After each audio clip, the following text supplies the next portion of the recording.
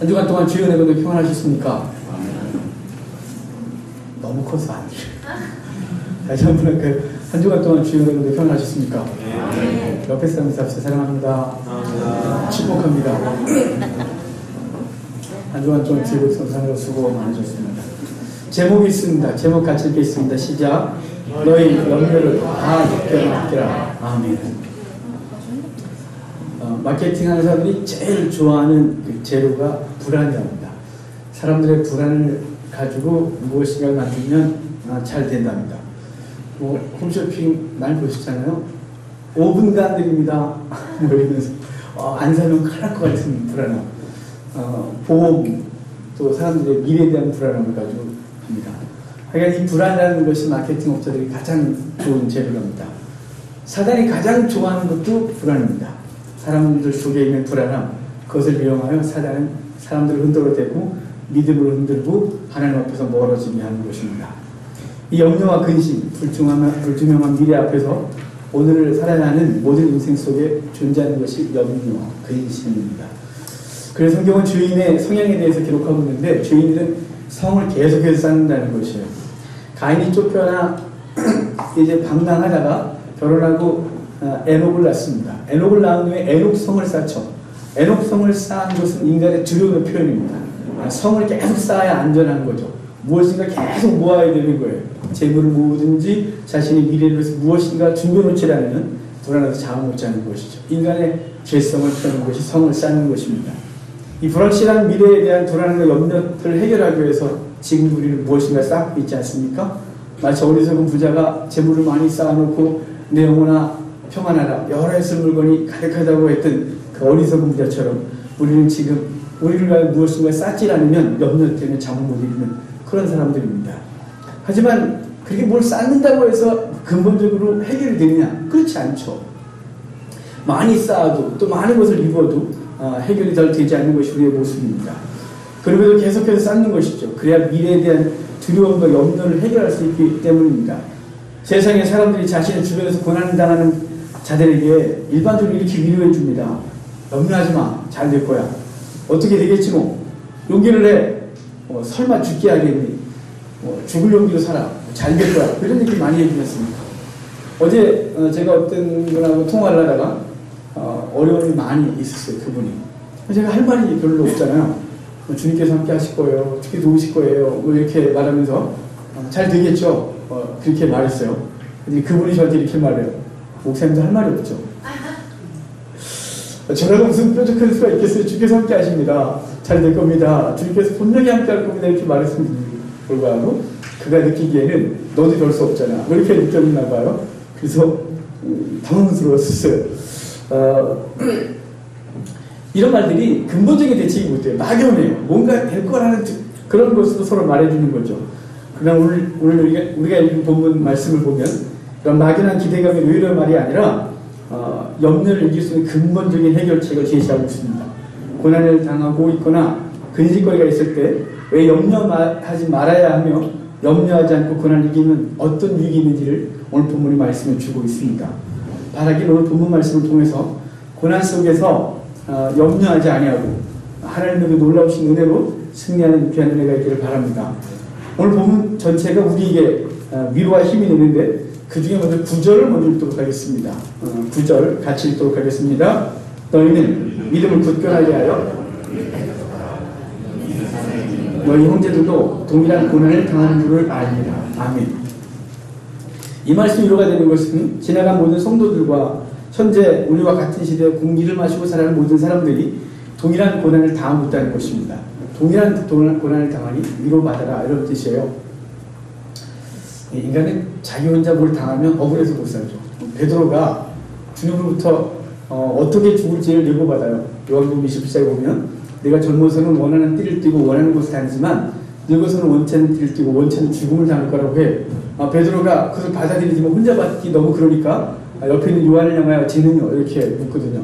같이 죽어야 억울하지 않을 것 같아서 그랬겠죠. 동일한 고난을 당한다 이렇게 말해주고 있는 거예요. 여기 고난이란 헬라어가 파데마라고 하는 단어입니다. 파자마 비슷하죠. 고난이라는 단어인데 이 고난, 고통, 불행이라는 뜻을 갖고 있어요. 우리 모든 사람에게 이게 있다는 거예요. 모든 사람에게 파데마가 있어요. 모든 사람에게 불행, 고난, 고통 이게 있는 것이죠. 예수 믿으면 어떤 고통도 없다 이렇게 말하는 사람이 있다면 좀 그래요. 아니요, 예수 믿어도 고난, 고통, 불행이 우리 속에 있습니다. 이 땅에 육신을 갖고 사는 날 동안 주님 앞에 가기 전까지 이것은 쉼 없이 우리 속에 계속해서 불어닥치는 것입니다. 대부분의 사람들이 이런 고난을 당할 때 자신만 고난을 당한다고 생각해요. 혹시 여러분들 중에 내가 지금 오늘 힘든 문제가 하나 있어서 나만 지금 힘들다라고 생각하시는 분이 있는지 모르겠지만 아니죠. 모든 사람들에게 있어요. 가끔 너무 힘들어서 이렇게 어디에 우두커니 앉아있던 적이 있으십니까? 벤치에 앉아있거나 공원에 앉아있거나 또는 이렇게 멍하니 있을 때 제 앞을 지나가는 모든 사람들이 행복해 보입니다. 깔깔거리고 웃으면 쟤는 뭐 이렇게 행복할까? 막 이렇게 보이는데 사실 그 사람도 근심거리 가득 가고 있었습니다. 모든 사람이 다 있는 것이죠. 사람들은 뭔가 많이 쌓으면 행복할 거라고 생각해요. 또 나보다 좀 나은 사람들은 근심이 없을 거라고 생각하지만 그렇지 않습니다. 모두가 다 기도 제목이 있고 모두가 다 근심거리가 있습니다. 옛말에 이런 말 있잖아요. 천석구는 1000가지 근심이 있고 만석구는 10,000가지 근심이 있다고. 그러니까 어느 누구나 이것을 벗어날 수가 없는 거예요. 기도원에 요즘 가보셨습니까? 요즘 기도원에 가면 차가 없습니다. 사람들이 없어요. 그런데 어찌됐거나 사람이 있건 없건 간에 기도원에 가면 사람이 어느 정도 있는데 거기에 소형차만 있을까요? 아니면 셔틀만 타고 오셨을까요? 아닙니다. 거기 중대형차가 질비합니다. 왜일까요? 증거가 뭐냐면 모든 사람이 다 근심거리가 있고 기도 제목이 있고 주 앞에 부딪히지 살 수 없다는 것이죠.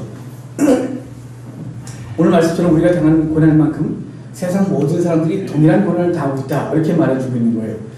심지어 주님도 고난당하셨습니다.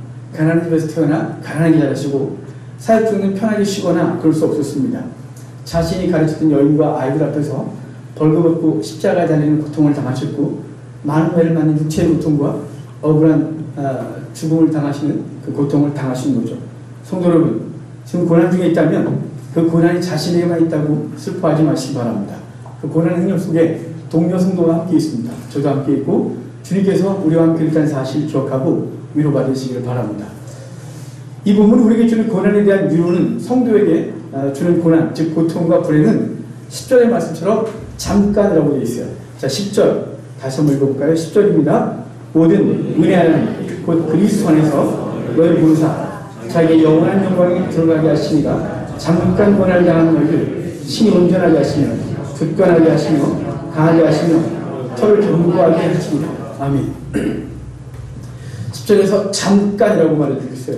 이 잠깐이라는 말이 올리곤이라는 단어인데 이게 시간의 잠깐도 잠깐이고 이 정도도 잠깐이라는 뜻이에요. 이 고통의 깊이도 짧다. 아주 시간도 짧고 고통의 깊이도 작은 걸 말할 때 올리곤 이렇게 말하는 거예요.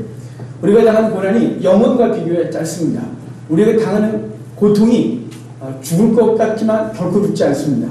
어제 이렇게 정리를 하다가 어리석은 짓을 할 때 있잖아요. 이렇게 문틈에 손을 군다질 때 안 해보셨죠? 이제 사다리를 접다가 사다리 속에 손이 있다는 걸 깜빡하고 있는 힘을 다해 확 접었어요. 근데 순간적으로 손이 있다는 사실 깜빡하고 생각이 나서 손을 확 들었는데 그래도 지켰죠. 지켜서 손이 살짝 상처를 입었는데 한 20-30분 동안 고개 조금 상처난 게 살짝 또 떨어지고 그렇게 아프더라고요. 지나고 나니까 또 아무렇지도 않아요. 잠깐, 고통도 잠깐, 시간도 잠깐, 그 고통의 깊이도 잠깐, 올리고 이렇게 말해주고 있는 것입니다. 여러분, 우리가 지금 당하고 있는 인생의 고통 결국 그렇지 않습니다. 하늘의 경점 같다 이렇게 말해줬거든요. 하나님께서 우리에게 주신 그 은혜의 시간들을 넉넉히 기는 우리가 되어야 할 줄로 알아요. 결국 길지 않고 영원하지 않으며 크고 중하지 않습니다. 그래 견딜만한 것입니다. 성도 여러분, 이것을 믿으시기 바랍니다.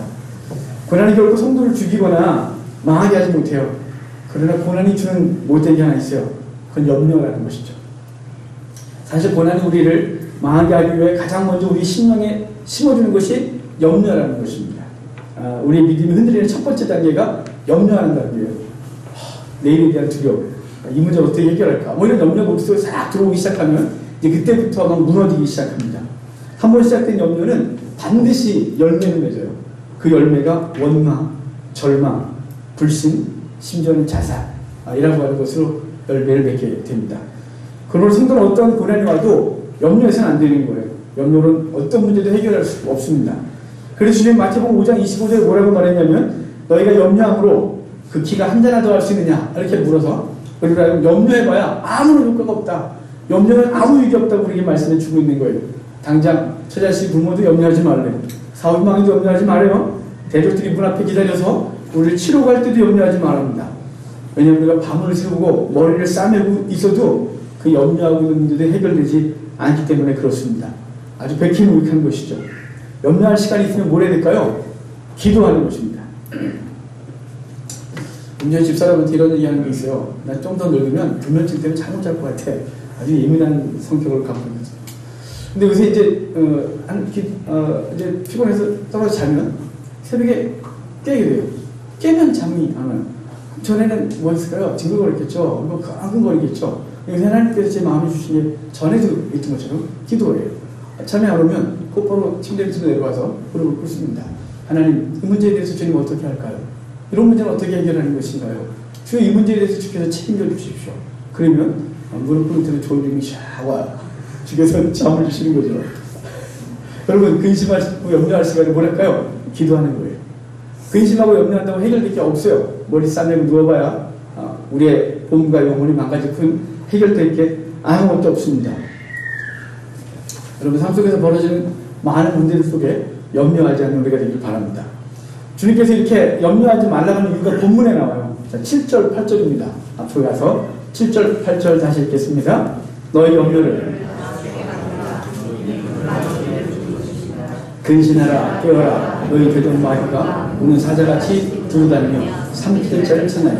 아멘. 주님께서 염려하지 말라고 하신 이유는 바로 사단이 염려를 통해 우리를 삼키려 하기 때문에 염려하지 마라 사단이 삼키려 한다 이렇게 말하잖아요. 사단이 삼키려고 하니까 염려하지 말아요. 제가 조금 전에 말씀했지만 우리가 실족하는 첫 단계 염려부터 시작됩니다. 염려가 들어오기 시작하면 그때부터 우리가 하나씩 하나씩 무너지기 시작하는 거예요.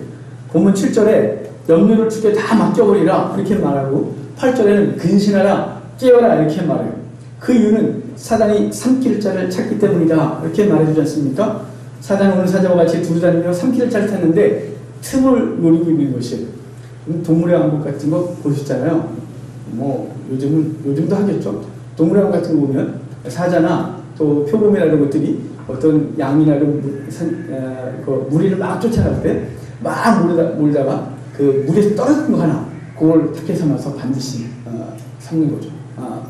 지금 우리가 하나님 앞에서 이 삶 속에 염려를 하면 사단은 뭘 노리냐면 그 틈을 노리는 거죠. 하나님과 관계가 깨어진 틈. 염려라는 걸 통해서 하나님과 믿음이 무너지고 서서히 멀어지고 있는 그 틈을 노리고 우리를 삼키게 된다는 사실을 기억하시기 바랍니다. 염려하는 자는 이미 뚝이 무너진 것이죠. 염려하는 자가 이미 하나님에 대한 절대적인 신뢰를 잃어버리고 있다는 거예요. 염려하는 자는 사단이 세상의 미끼를 살짝 던져도 그걸 물게 되어 있어요.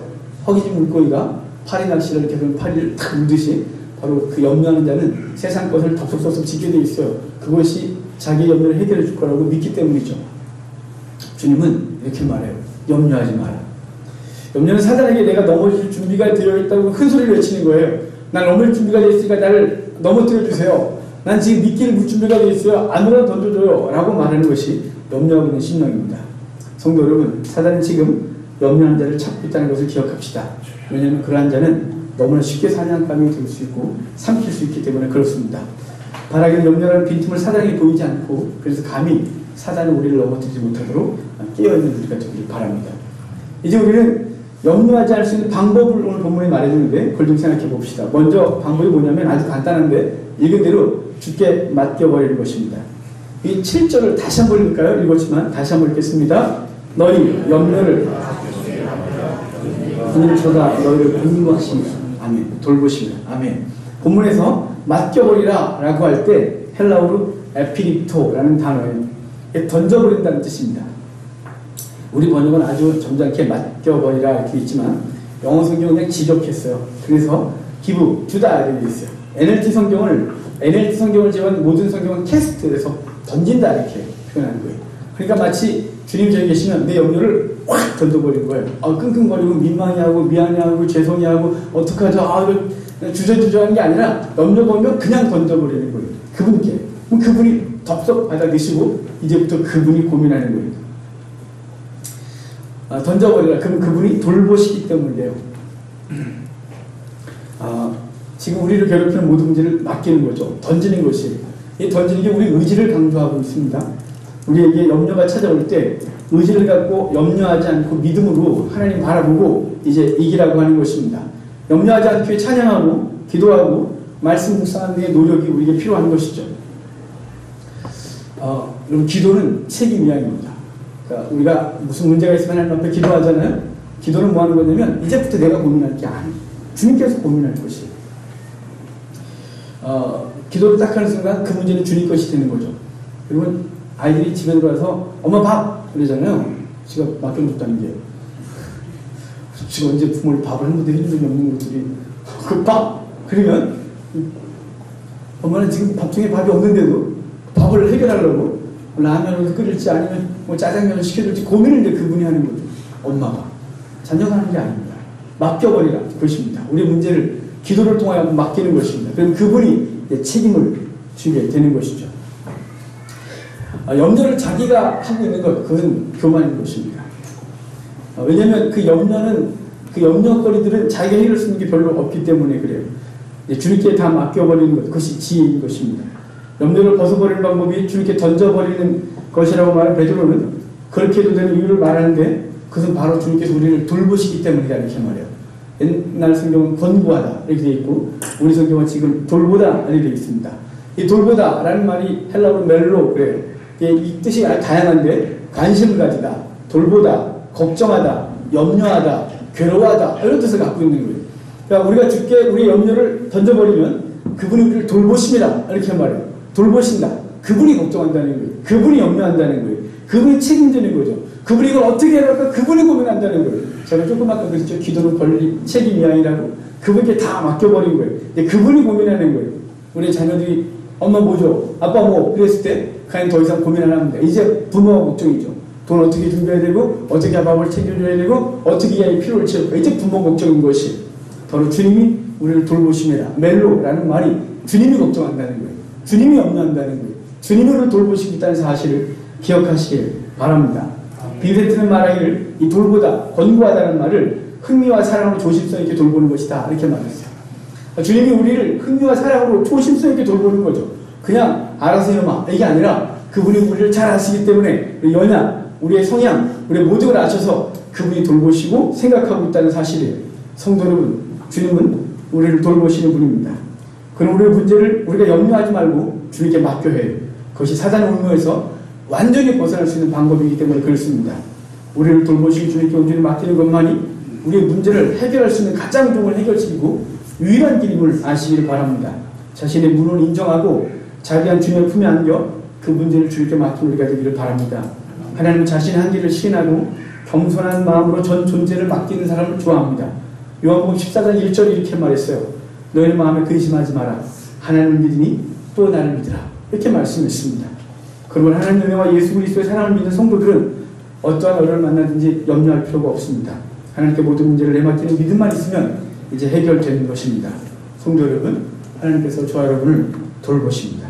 이걸 기억하시길 바랍니다. 사랑으로 조심성 있게 돌보시는 주님을 기억하셔야 돼요. 마지막으로 생각할 것이 있어요. 그것은 이 고난의 시간을 염려하지 않고 기도로 주님께 맡기고 통과했을 때 우리에게 주어진 놀라운 유익이 있다는 사실이에요. 자, 10절입니다. 10절 같이 읽겠습니다. 모든 은혜의 하나님 곧 그리스도 안에서 너희 부르사 자기 영원한 영광에 들어가게 하시니 잠깐 고난을 당한 너희를 신이 온전하게 하시며 굳건하게 하시며 강하게 하시며 털을 견고하게 하시기를. 아멘. 그러니까 고난이 주는 유익이 뭐냐면 신이 온전하게 하고 굳건하게 하고 강하게 하고 털을 견고하게 한다는 거예요. 그러니까 염려하지 않아도 되는 이유는 고난이 유익하기 때문에 그렇습니다. 이 고난 때문에 죽지 않습니다. 주의 백성이 주어지는 모든 것들은 합력하게 서로 누리시는데 우리를 견고하게 하고 튼튼하게 하고 온전하게 하는 것이죠. 특별히 온전하게 하다라는 뜻이 있는데 온전하게 하다, 카탈투조라는 헬라어예요. 준비하다, 회복하다, 완전하게 하다인데 특별히 이 중에서 어떤 의미가 가장 강하냐면 회복시키다는 회복하게 한다는 것이 가장 강력해요. 그래서 킹제임스 버전은 완전 퍼펙트라고 번역했고, 그 다음에 다른 번역 성경들은 회복하다, 재건하다 이렇게 번역했어요.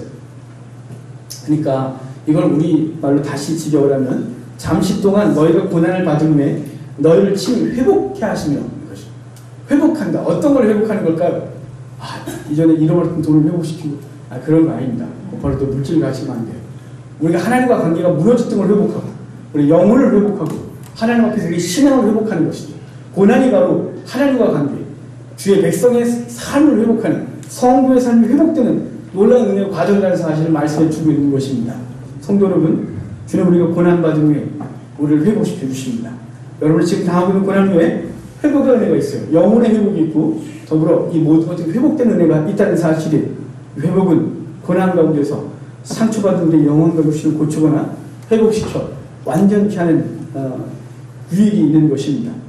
성도 여러분, 오늘 본문 고난을 염려하지 않고 통과하고 나면 주어진 유익에 대해서 회복시켜 주실 뿐만 아니라 우리에게 주어지는 그 회복이 흔들리지 않도록 굳게 하시고 강하게 하셔서 우리를 통해 하나님 나라가 온전하게 세워지도록 하신다는 사실을 믿으시길 바랍니다. 오늘 그 베드로의 인사말 중에 한 구절만 좀 볼까요? 13절이에요.